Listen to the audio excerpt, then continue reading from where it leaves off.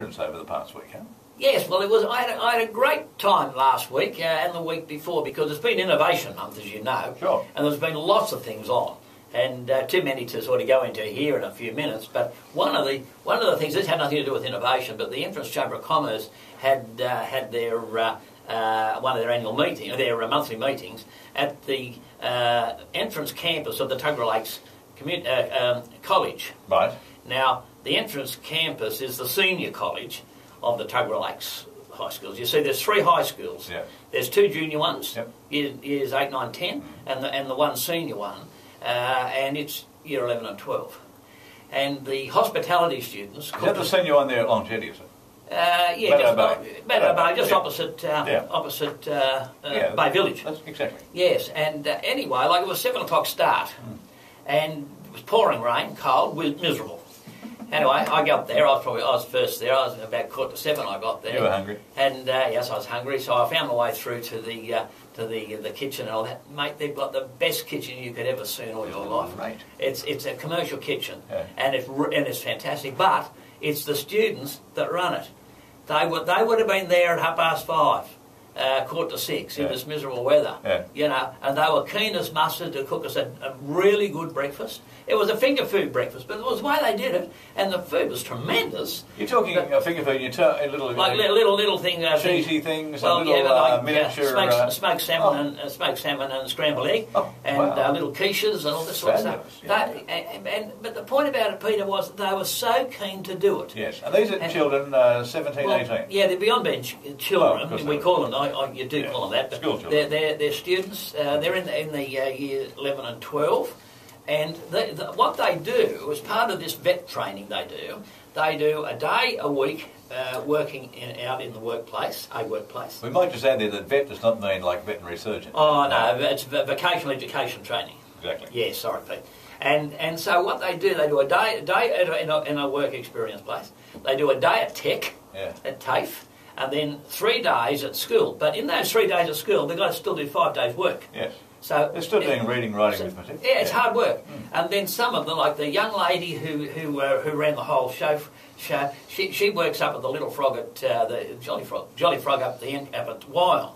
And because she loves doing it, you know, she puts in an extra. She works on a weekend too, and she's learning. But there's a lot of others there, all doing similar types of things. So you're very impressed. How many were involved in that process? What, 20? Were there that many? There would have been there wouldn't have been that. 1, 2, 3, 4, 5.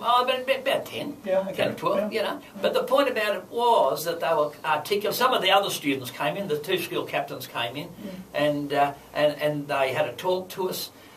Told us what they were doing, what they hope to do when they leave school. Yep. And mate, I tell you what. We've got some pretty switched-on people, young people. Yes, and we have. Some of them are out there. There's still the school is looking for workplaces where kids can go and do this work experience, a day a week. Yeah. And let me tell you, any employer who wants someone, they wouldn't go wrong. Now, did you leave a tip? I didn't leave a tip. I'm just giving them a rap. There's the tip. There's the tip. But I tell you what, the teachers are fantastic. Yeah. You know, they got the teachers. And they got switched-on students. It's fantastic. Well, I tell you what, I've seen some of these young people doing these courses in various other applications as well. And we have some terrific talent here. We do. It's just unfortunate sometimes they've got to move away after they get their training to pursue the career that they're after. And that's the big worry, Peter. Yeah. You know, they've got to. There's no future for them. Oh, you're telling me about a company that's moved off out of the coast out of recently? Summersby. This company moved here in 1996. Yeah. They based in Perth, but they hire out heavy earth-moving machinery. Right. The big dump trucks, these massive things. They're up there at Summersby. People would like in mining and whatnot. In mining, but they weren't in mining. They're more in earth-moving. Yeah. But they've moved into mining. And so they've got a big facility up at Rutherford, and they've decided that it's more economical and the right thing to do to have the whole thing at Rutherford instead of having half at Rutherford and half at Summersby. Okay, right. But the point about it is, been 30 jobs gone.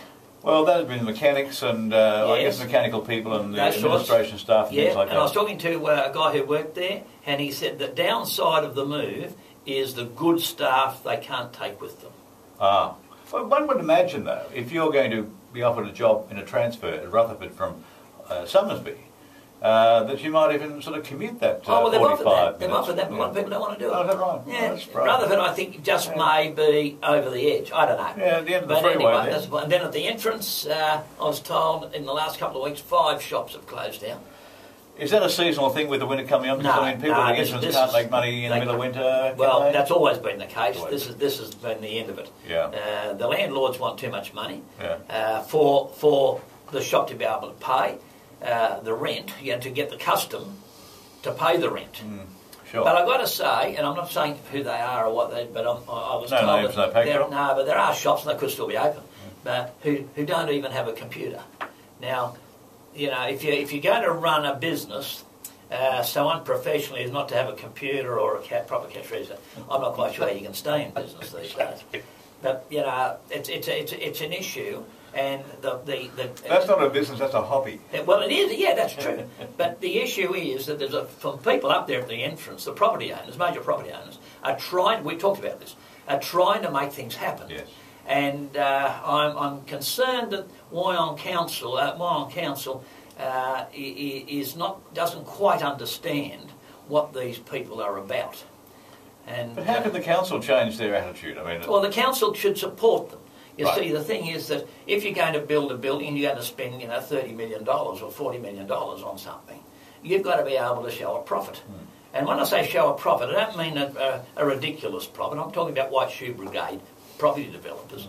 The bank won't lend them any money unless they see that it's a viable proposition. return, yeah. And I don't know that Wyong Council still understands that all sorts of business propositions have to be, financially viable. You've been saying that about Bankable. Gosford too for years as well. Same story, same story. Okay. Is that just the syndrome that council people have got in their head because they don't know reality? Or is that... I think it is. I think it is. Now, I'm not quite sure whether all councils are like this, but I can tell you now, Wyong and Gosford are. And it's a worry, particularly when there are less people employed on the Central Coast now than there were 10 years ago. Yep. Serious. We mentioned that in the stats last week, I think, didn't Yeah, we? we did. We talked about Okay. that. Yeah. Well, we'll continue that on that mood. We don't want to present a mood of doom and gloom every No. Monday But here. we've got it. Our We leaders, need some solutions our here. civic leaders, I'm talking business leaders, and the councils, they have to say, they've got to think outside the square, and they've got to say, what could we get on the centre? What have we got to do? What have we got to do? Sit down with people who do want to do things, and there are people who just think the Central Coast has got so much opportunity, and say to them, all right, what have we got to do?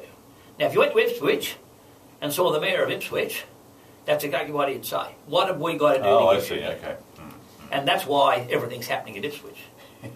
Yes. Well, I mean to say, it was knocked around by the floods very Oh, it was, yes. quite recently, yeah, wasn't but, it? And they've there's got money they've got being to spent switch. there to re-jig Yeah, that town. but that's been going on for a long Oh, I while. see, okay. The mayor of Wasn't Ipswich just is a the very switched on bloke. The mayor of Ipswich on. Oh, we can rename the place. Ipswich on. Anyway, there you go. So we need some switched on people.